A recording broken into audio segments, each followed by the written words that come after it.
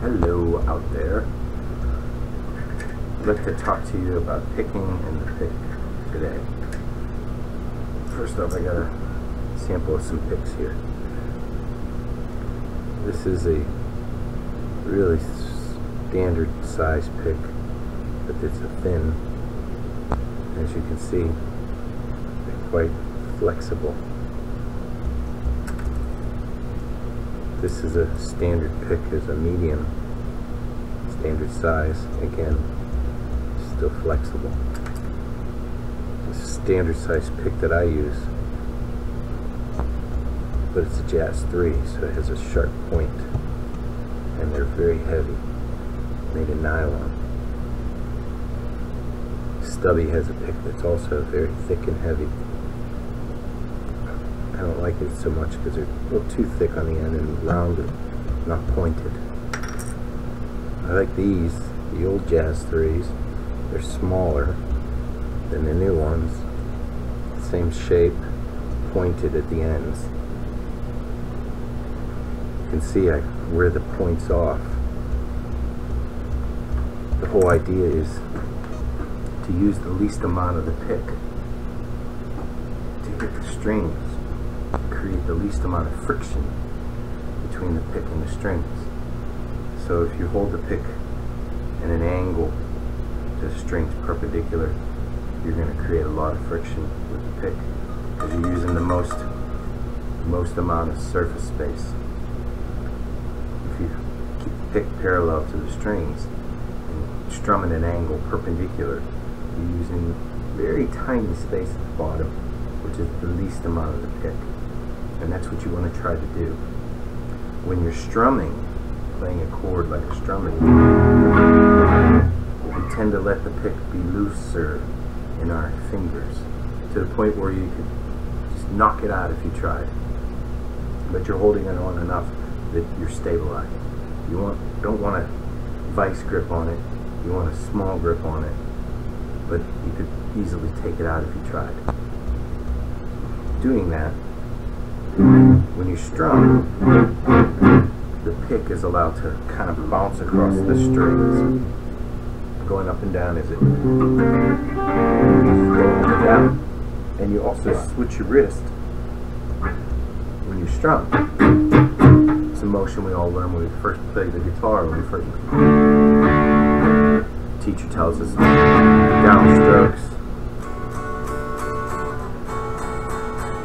Teacher teaches that, then the teacher teaches us down and up strokes together.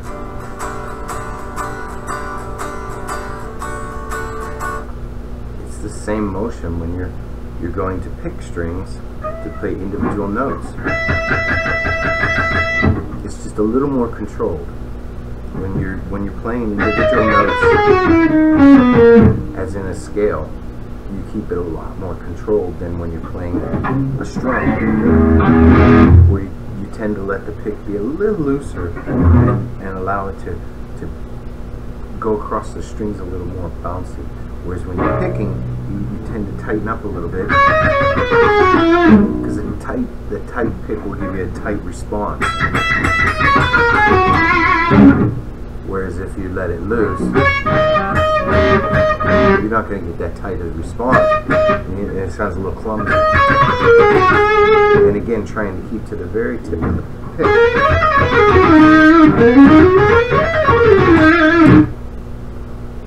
Alternating picking. That has to do nothing more than going up or down.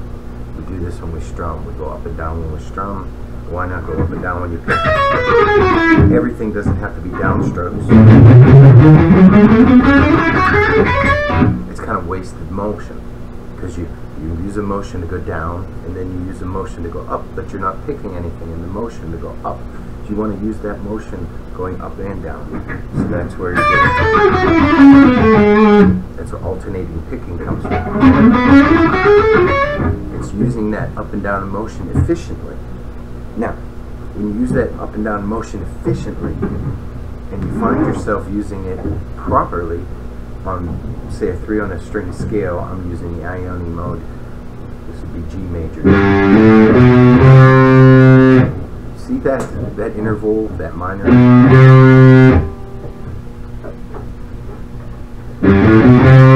That interval right there, you can sweep it, because if you plan it up, or downstroke, upstroke, downstroke, downstroke, see, you make that motion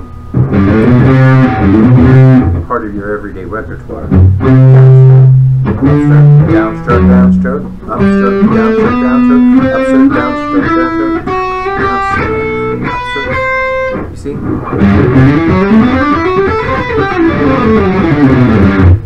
It makes picking a lot faster and a lot more efficient, because you're using that downstroke action to get the next string instead of switching somewhere in between. You're using that momentum of going down already, which saves you time. So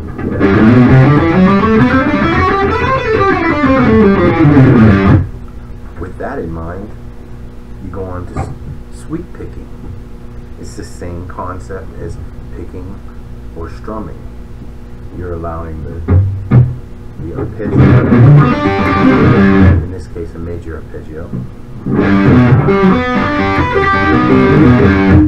So you have a series of, first you start an upstroke, downstroke, downstroke, downstroke, downstroke, downstroke, downstroke. Because they're all downstrokes, that motion could be really fast. It's just about coordination then. It's about lifting the fingers at the same time the pick is hitting that next string, so that the one string isn't sounding at the same time. So you don't get this effect. You don't want that. That's a chord.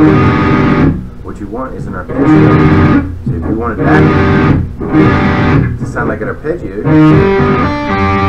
you just take them off. By doing that, releasing them, you also release the note, which if you can get that motion going fast enough and coordinated between the two, allows you to get those sweeping, long sweeping. Now you might not find that useful to do the whole thing like that,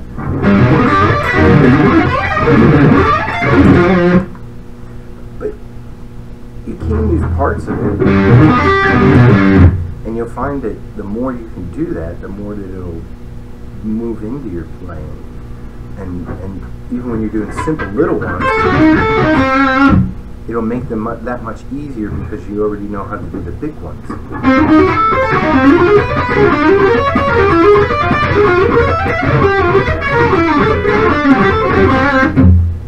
It's all arpeggios. Don't let arpeggios frighten you. When we start playing out the guitar, we start with this. We start blues scale.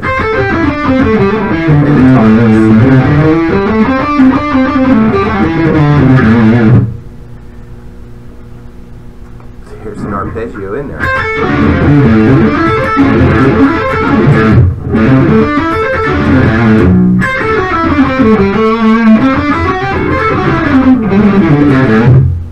What I learned was there was, for every chord,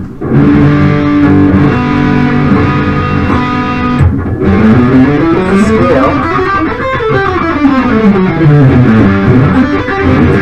and an arpeggio. So if you could play the chord, the scale,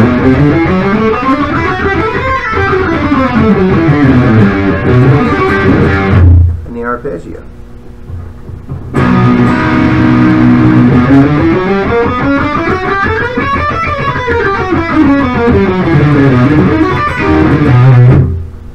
Scale, chord, arpeggio.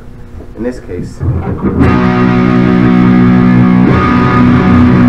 play a minor, B flat minor chord,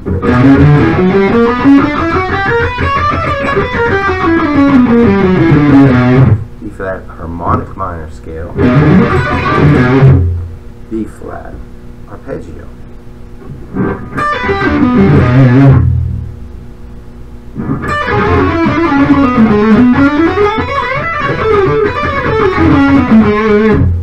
By using hammer-ons and pull-offs, along with the efficient picking, you'll find yourself not using your right hand as hard as you used to when you're playing a signal.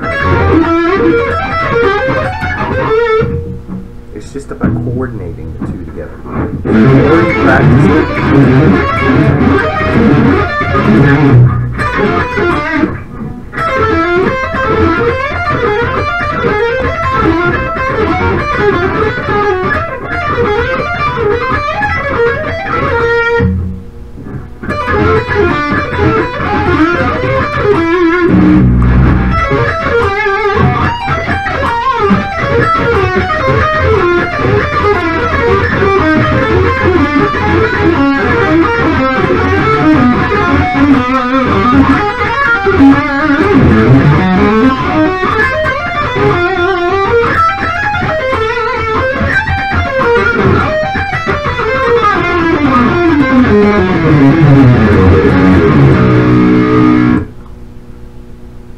get yourself a hard pick, stiff one with a sharp point.